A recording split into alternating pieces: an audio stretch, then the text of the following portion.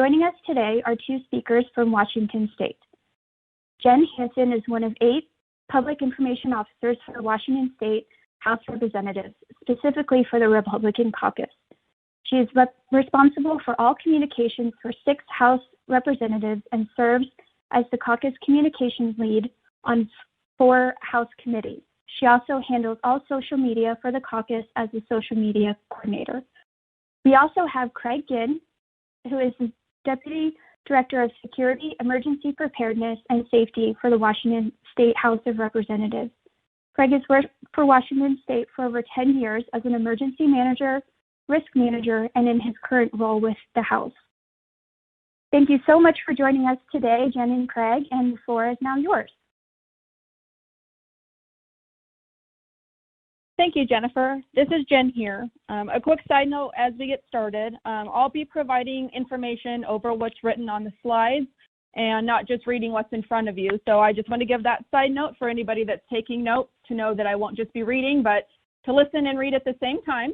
And with that, Craig and I both thought that the best way to get started was to provide some definitions and reminders of the difference between what a crisis and an emergency is as you put together and craft your crisis communications plans, which I will go over later in this presentation. Knowing some simple key terms will make a difference in how you put your message together. The next 2 slides provide a few samples of what events would be considered an emergency and or a crisis. As you can see here, there's a few listed. They're probably not anything new that anybody doesn't know. The next slide is a crisis. As I've pointed out, there's a difference between the two. There can and will be some crossover if an emergency turns into a crisis. COVID is a good example of a crossover type event. And if at any point any of us are going too fast or we need to repeat something, please let us know in the audience chat, as I want to make sure that you have an opportunity to look and see the information and hear what we need to present to you today. We have structured this presentation into 2 tiers. At the Washington State House of Representatives, we are fortunate to have a designated emergency preparedness person to assist when a crisis or emergency happens on the Capitol campus. Not many legislatures have this designated role. As communicators, it's important to understand your role when an internal event happens. This is the first tier of our presentation.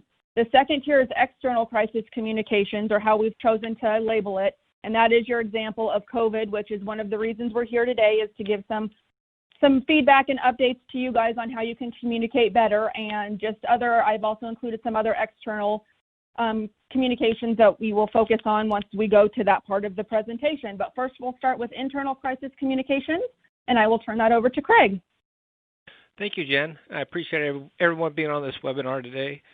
So for the House of Representatives, I send out communications to the staff as a whole and to our external stakeholders. I won't do communication with each caucus externally or individually. So I just wanted to make that clear. And like Jen said, I won't be reading the slides. So if there's any questions, put them in the audience chat, and we'll get to those as we can.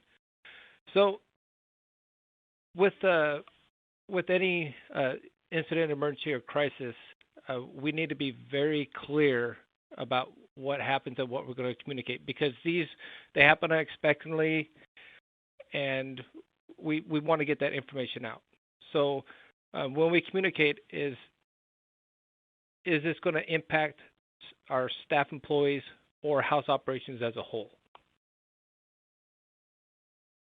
So some of the examples that we would communicate out is there an event? Is it a permanent, unpermanent, and is it, like I said before, is it going to have an impact to our staff or our staff operations? Active threat, I'll touch on most of these in a later slide, but these are just examples of the type of communication that we send out to our staff and our stakeholders. Principles. So I will touch on these. I won't read them, like I said, but what are our needs? What do we need to communicate to our staff? Is it effective? we need to make these communications an integral part of our planning. I'll touch on an incident that happened in our previous session that made us have this plan and be very transparent. We don't hide anything from your intended audience, and be accurate. Make sure it's timely, and then make yourself available if staff or stakeholders need to get you one-on-one and have a conversation. So internal methods. So word of mouth is probably the quickest, but it may not be relevant. We do have a security partners. The Washington State Patrol has law enforcement duties for the campus, but we also have Department of Enterprise Services, which has the care and custody of the campus. Then we have our Senate security partners, and then the House security partners. So we will get together weekly. Of course, we're not doing that with COVID right now, but we still have emails and phone calls with them. Email, radio, and then our legislative security alerts, and then our communication technology, currently GovDelivery, and then we're moving to Everbridge. So planning. So you need to ask yourself, what are your protocols? So like I said, we had an incident that we decided that, we need to have clear planning in place. So I'll touch on that in a later slide. But yeah, look at these questions. Just ask yourself, do I meet these criteria, and can I answer these questions? So examples. So the Capitol campus, we have 468 acres for our Capitol campus. We are very unique in that aspect. We have 17 different buildings with, at times, up to 20,000 employees, staff, and visitors. We have a lake on our campus, and we have 3 different parks. So even though this communication may not impact the house as a whole, we still need to know what's going on the campus. So for the active threat here, we had thankfully it was not a real event, but we still had over 40 different law enforcement officers come from 5 different agencies that responded to this. So it was a very impactful event. And we did learn from that. We got a lot of training and a lot of plans and procedures in place to react to this. Bomb threat, we had internal bomb threats and external. So the communication going out in that is, the bomb threat is impacting the highway licensing building on the campus. Please stay away.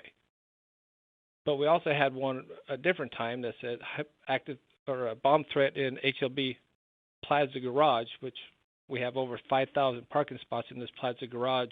So it impacted how external employees other than in that building were going to access the garage and how they're going to make it home.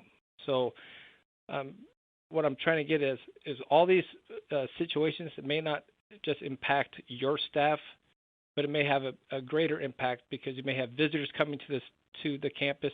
You could have all sorts of different things going on. So you have to communicate very well with your employees, but you also have to consider your stakeholders and what kind of communication you're going to have to send out to them.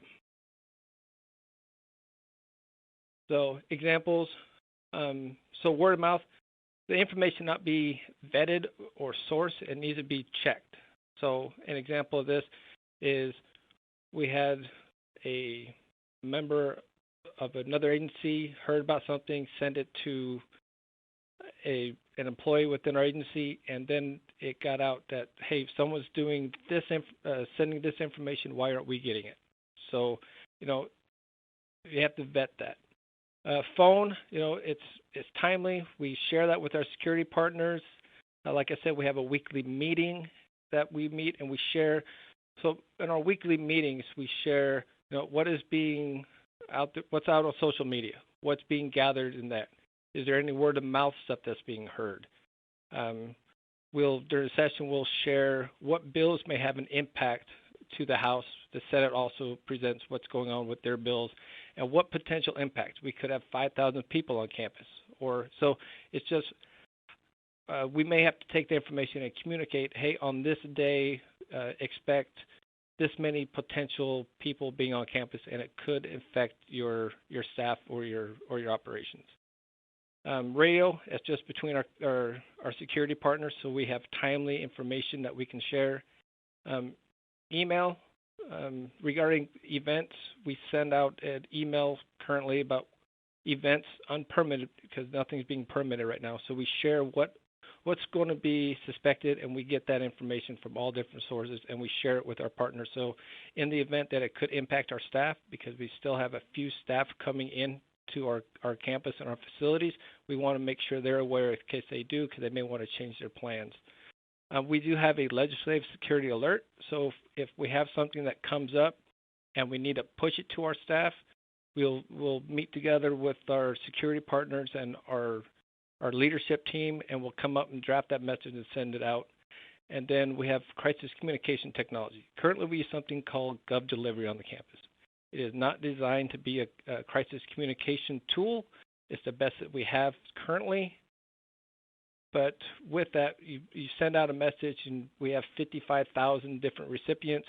Well, it gets bogged down, and someone sitting at their desk could get that message immediately, and the person sitting next to them get it 20 minutes later.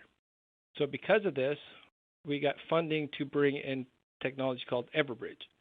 So it's being installed for our campus as a whole first, and then Department of Enterprise Services is going to work with each individual agency to tailor-make their crisis communication suite and platform so we can push out information that way. So we're really looking forward to having that technology. So one of the things that we happened in January is we had an incident where we had an unplanned event protest that happened at Formulated downtown, came into what we call our North Steps, and then they came into the building and they were carrying firearms and different items, signs, which you're not supposed to. And then they went to the governor's office, and then they went to our house-controlled areas, and it really defined why we really need a good crisis communication plan. So we have a draft crisis communication plan now, and in that plan, it's who's going to receive the information, how will the information be processed and shared, so we have a decision matrix. Method of communication, is it email, is it phone, choose your audience. Timeliness of the communication, and prescriptive messaging. So we have lots of prescriptive messaging for different events. So we have one for weather. You know, there's a weather pattern coming in. We could expect 5 inches of snow. Please prepare your staff to do this. Or the train derailed on the interstate. All traffic going northbound on that interstate is closed. Choose another route to go home. So it's different type of messaging that we have for that. And my last slide is a decision matrix. So with this decision matrix, for the house, security gets the information usually first, and then we'll decide, do we need to have a draft response? And if the answer is yes, we'll choose the audience and we'll determine the message be sent by that specific incident or crisis or event. And if the determination is no, that we don't need to send a message out, we'll just monitor the situation and we'll look back and see if it's escalating to a point where we're going to have to send that information out to our staff and possibly our stakeholders. So with that, I'll turn it back over to Jennifer, and really appreciate your time. Thank you.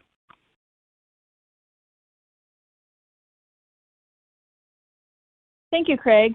Before I start this section, I want to give a little bit about my background before my time in Washington.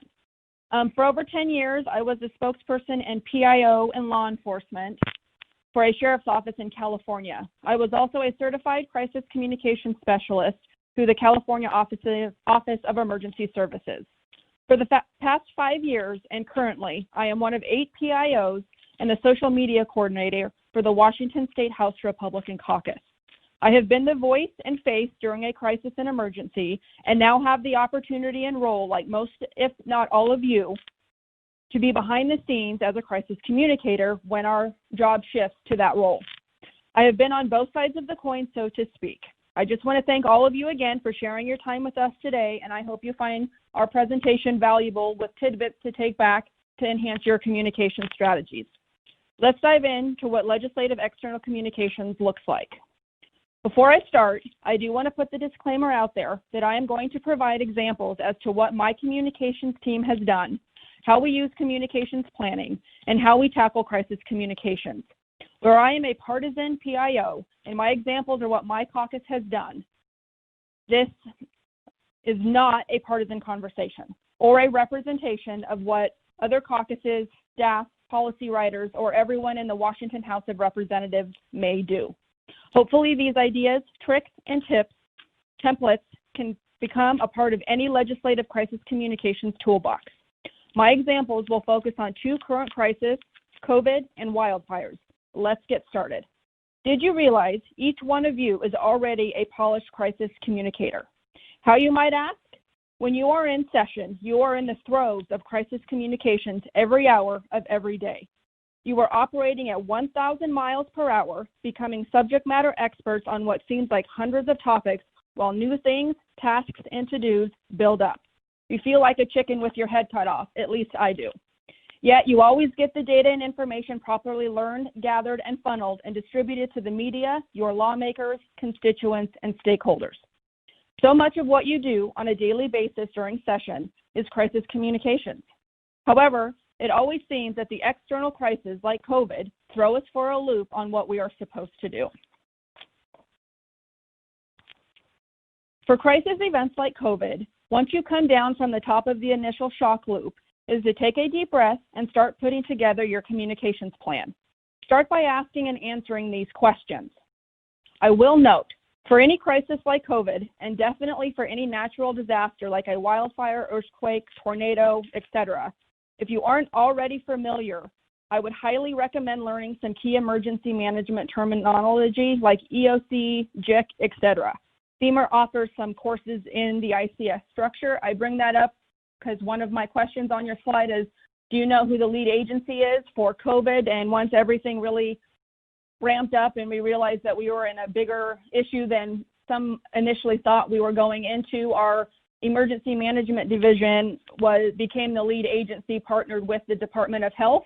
And because the Emergency Management Division was involved, a JIC was formed in their EOC structure. And I know a lot of folks on my team that do not have emergency management in their background were not even sure what the heck that meant. So that's why I kind of put that little disclaimer out there, is there are some emergency management terms that are probably smart to learn just in case you're asked. I know when the JIC was set up, our governor's office actually reached out to every communications team on our campus to ask if any PIO would be willing to come in and help staff that and provide information. So like I said, it's kind of good to understand some of those actual direct emergency management functions and roles just in case you're asked as a communications professional to join in. The questions on your screen are always a good starting point to get your thought process started and begin an effective planning strategy. Regardless if you are a PIO on a team of many, a director, or other legislative staff, your role in communicating about the event will be unique to you, what you and your communications are for, and the overall voice you need to be. Take me, for example. I write for 6 House lawmakers and cover caucus communications for 4 House committees. The information I learn, gather, and funnel will be different for each member. If the crisis involves one of my committees, the voice there will also be different. The questions you see on your screen are generally where I start to ensure I don't start the information gathering process upstream without a paddle. As you have probably noticed me saying more than once in this presentation so far is the term funneling. The best way for me to visually capture your function in a crisis is a funnel. Once the lead agency or person, depending on the crisis, starts providing official event information, the floodgates will open. I'm sure everybody noticed that once COVID started, it was amazing to try and funnel the information and questions that were coming your way. Lawmakers, constituents, and the media will start to turn to you to funnel through all this information and provide answers and be that true communicative voice. I want to provide an example of how my team chose to funnel all the information and questions coming at our lawmakers, staff, and team from all the major lead state agencies involved and still involved in the COVID response. We created a nonpartisan website with every link to information and resources for COVID from all the lead agencies. We categorized everything to make it user-friendly and streamline the information. This website was not a replacement to our state's main website, coronavirus.wa.gov, but a means to give our lawmakers, staff, and legislative assistants one place to lead people to information on behalf of the lead agencies and their resources. This is the link to our website if anybody, after the presentation or if you have got several screens in front of you, want to take a look. It's a permanent slider on our homepage to make it easy and accessible to everyone.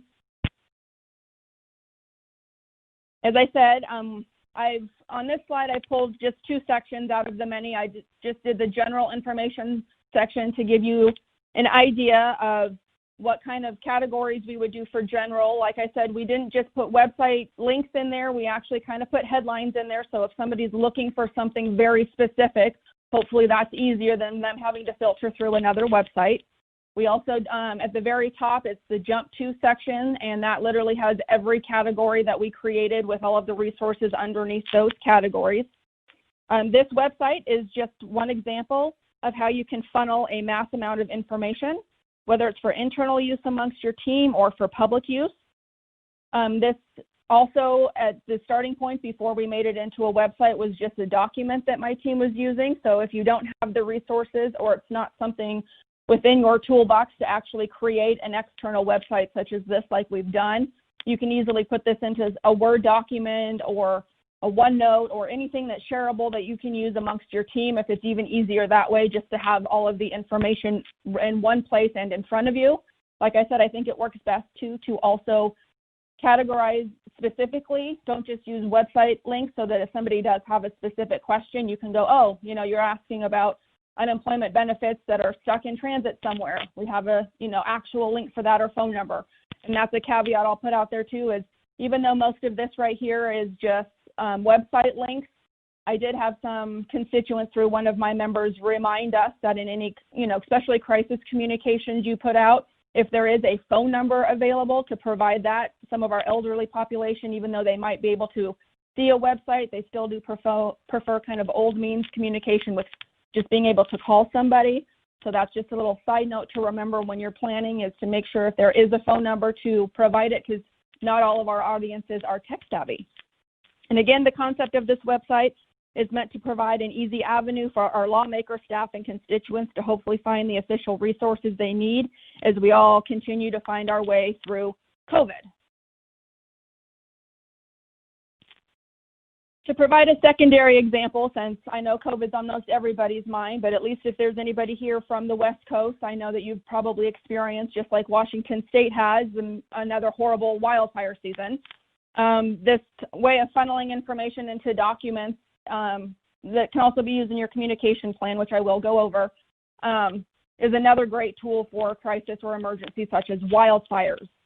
To provide this secondary example, we used our COVID website model to provide a document very similar with information for wildfires. But it's the same concept and another example of funneling all the information coming at us and putting it into one place. I just did a very small portion on the slide in front of you, but I wanted to use this opportunity to remind you that our election year restrictions are a good example to always think about and include possible hiccups you might encounter during a crisis. Always think about the hiccups in the background and how you will go around them when they come up. Funneling information definitely isn't the only thing that helps in a successful crisis communication strategy. What a great world we would live in if that were the only case. As I alluded to at the beginning of this section, our day-to-day duties as communications professionals mirrors a crisis communications professional. The one tool to create ease, goal planning, and strategy is a comprehensive crisis communications plan. Throughout the next few slides, I will provide a template on how you can potentially set up your crisis communications plan. This, of course, should be tailored to your specific legislative communications, and I'm simply providing steps to help you create your plan. If there's any questions after this presentation, or if you would like more feedback or help to tailor anything specific to your needs, you will have my contact information, and I am more than happy to help offline with anybody that still may have some questions or needs the help building one for the first time if it is your first time. This template is also meant to work and be used for any crisis event or emergency. Always start your plan with a purpose, strategy, or analysis of the crisis and what the plan should address. I would include a 30,000-foot level outline of any potential known resources, key messages, hiccups, and information in this particular section. Next, start to create an outline for the communications response to the crisis, event, or emergency. This is a good opportunity to include all your team members, their roles, stakeholders you know, lawmakers that may be involved, committee assignments that may be involved, anything within your legislative branch that will have a role in this. It's a very, and Craig alluded to this and what the House is doing with our internal crisis communications plan through the matrix. This is another good place to put something just like that into place. This section is a good section to glean from past experience. Maybe COVID is the most recent event or wildfires to use moving forward, or even creating a plan moving forward since we continue with COVID. Maybe, I mean, most of us aren't done with COVID yet, so this might be a good exercise to do an outline of where you're at now and maybe where we could be in a couple months, depending on where we see fall taking the virus. Here are some potential examples you can categorize and tier for a crisis. You can also kind of put this into a matrix or an outline or whatever works best for you. Usually what I do is I will do the tiers in one column. I will do how we're going to respond, any key messages in a second column. And then in a third column, I will do who is responsible for that communication with their contact information and kind of how they play into this entire structure. This is a good starting point and brainstorming activity to evaluate and understand what level of the crisis you are currently facing. Brainstorming in the tiered approach also helps you prepare and perhaps recognize a need for more than one crisis communications plan as the event unfolds. This is why it's important to look through the lens of a past experience as you outline a current crisis. These next two slides are the meat and potatoes of your crisis communications plan. These four areas really map out what, when, and how communications will flow for you and your team throughout the crisis event.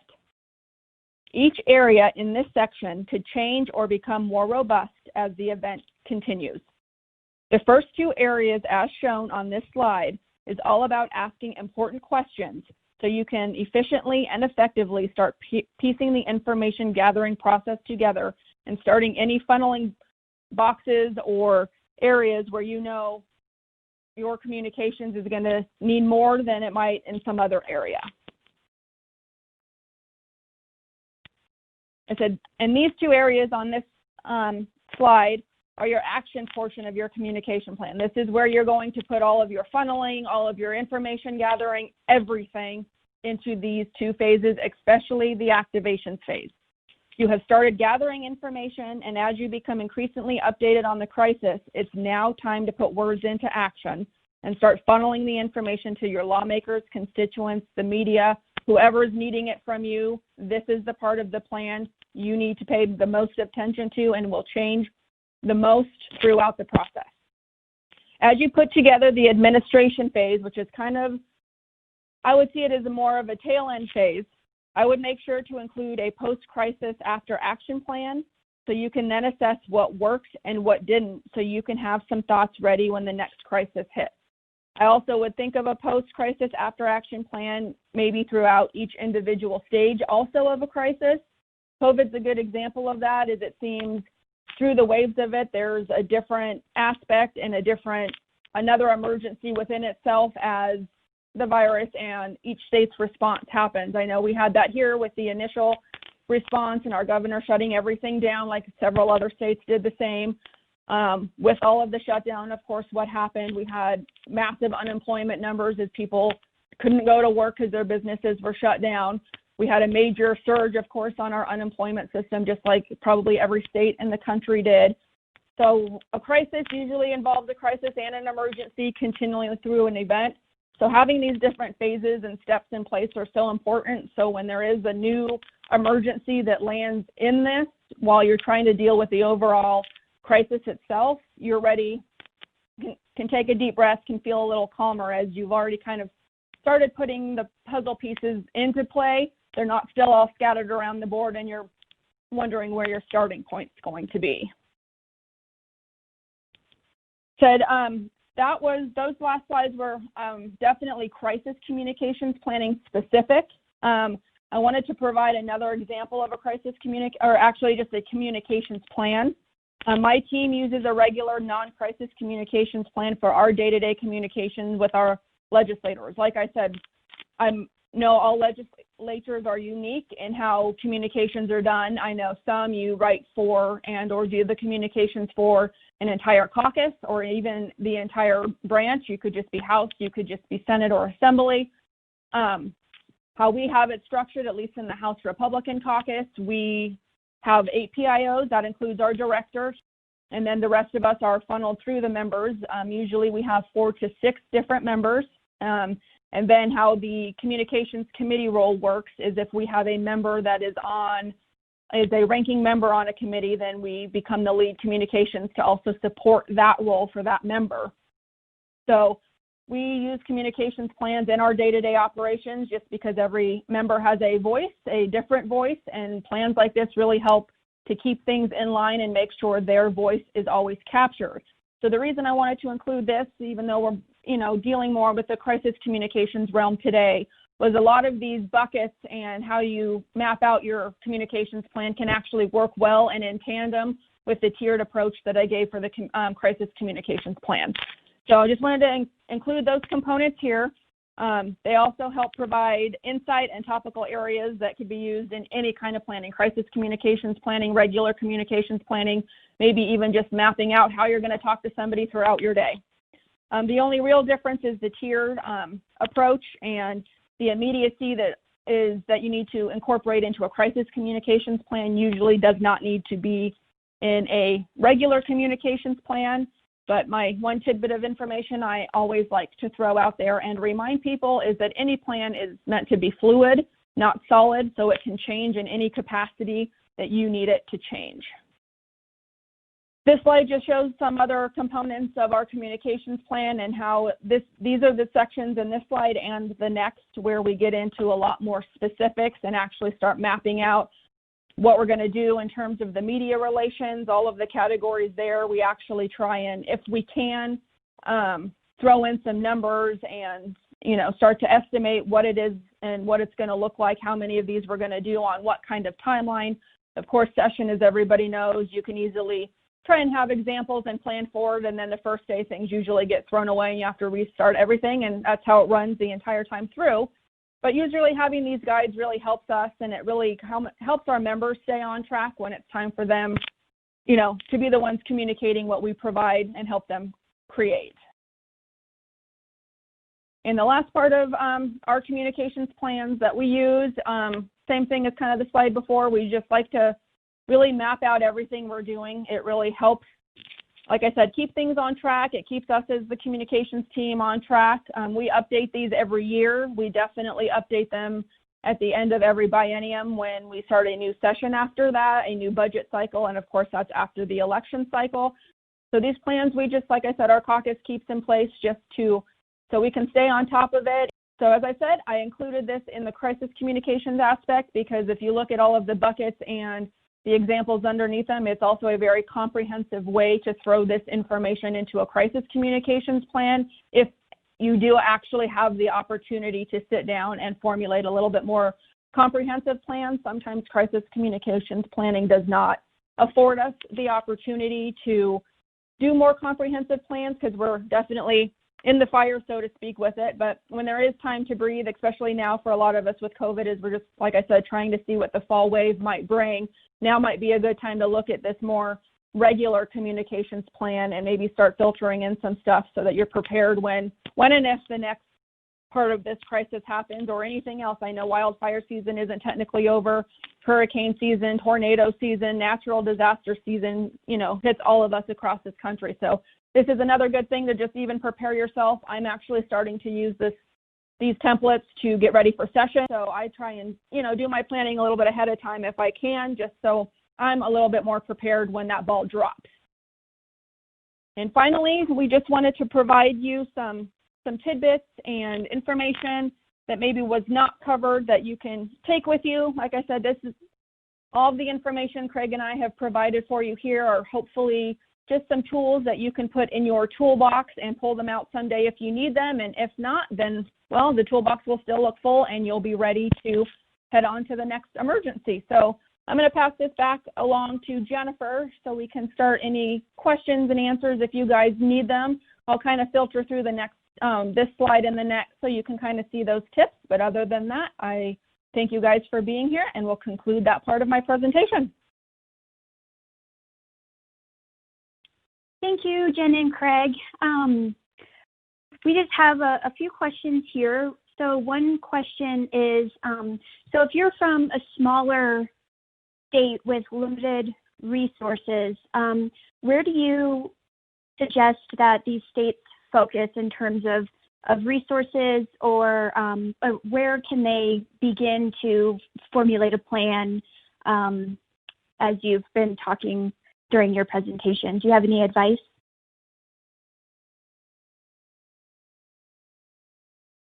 This is Jen. I can go first. In terms of smaller areas, I completely understand that where a challenge sometimes happens. Like I said, when I provided the information about our website, I understand that a lot of people don't have those resources, staff, even, platforms to do it. Like I said, any good starting point is, even if you just want to make a Word document or an Excel spreadsheet, whatever is your comfort zone in terms of, the basic technologies we use every day. And just what I usually do is I'll just open a Word document and start copying and pasting the information as I'm getting it and it's made available to me. And then when I have the opportunity to take a deep breath, that's when I'll start categorizing it and making it work in a way that's functional for me. But then that way too, if it does turn into something that we use on a wider scale and not just for my particular office and my members, then it works. Not knowing if you have any kind of structure in place now or not makes it hard to maybe give you a little bit more specific. So feel free to reach out to me if you'd like once this is over, and I can maybe help with some other specifics, maybe having a little bit better understanding of what it is that you do and do not have.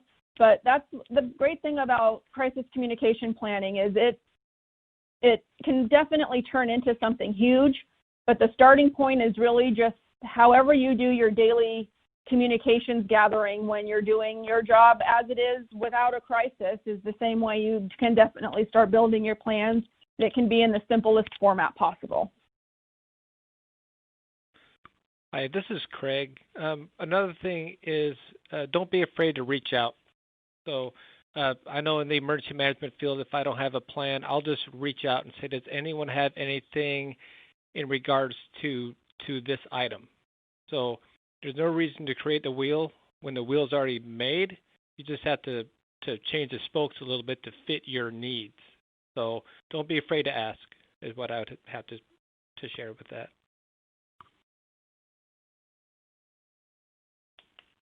Great, thank you, Jen and Craig.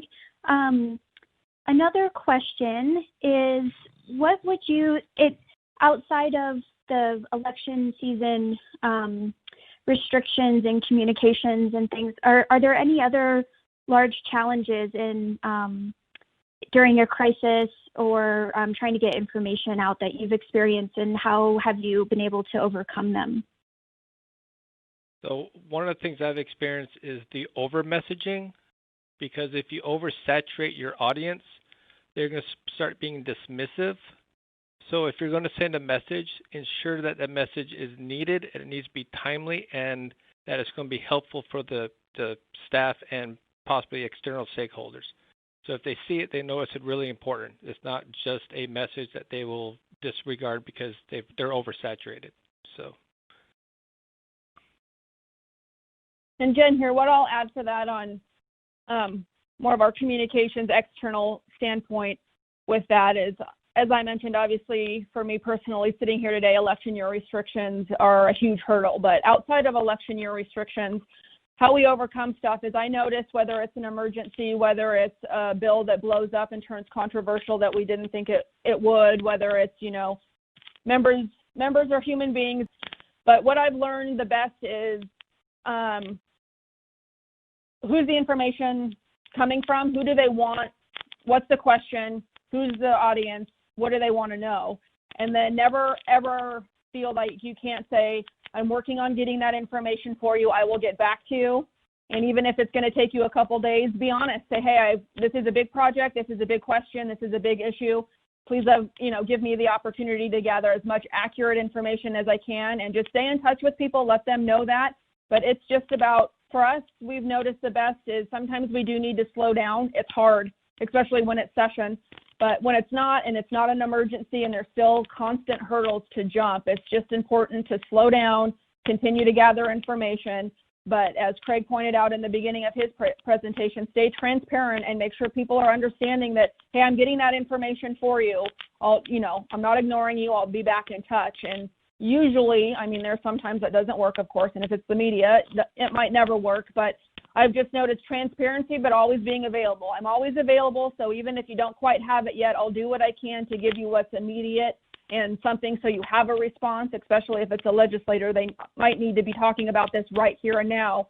And then after they do that, I'll even advise them, let people know that more information will be forthcoming. So that's where, as communications professionals, we know how to jump in and at least get the ABCs done so that if somebody needs to speak on an issue, we've got something. So always find the something, but then do your hardest to just slow down then and fill in the cracks as they need to be filled.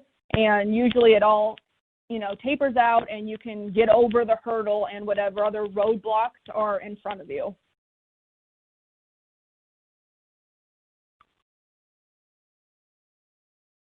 Yeah, that's all really great information. Thank you. So one last question for you all, and I know you have the final thoughts and tips, but if Jen and Craig want to give one key number one takeaway from this webinar, what would that be to our audience?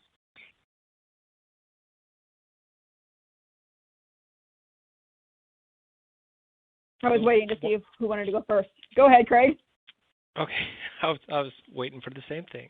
Thanks, Jen. One takeaway is if you don't have a plan, start beginning the planning process and developing that plan. And once that plan is developed, ensure that your staff are aware of that plan and then train to that plan and then exercise it. It could be a very simple exercise. It could be a tabletop exercise. But make sure that you test it and make sure that it works. That way, when the time comes that you really need it in a real life crisis, that you know that it works for your staff and your stakeholders.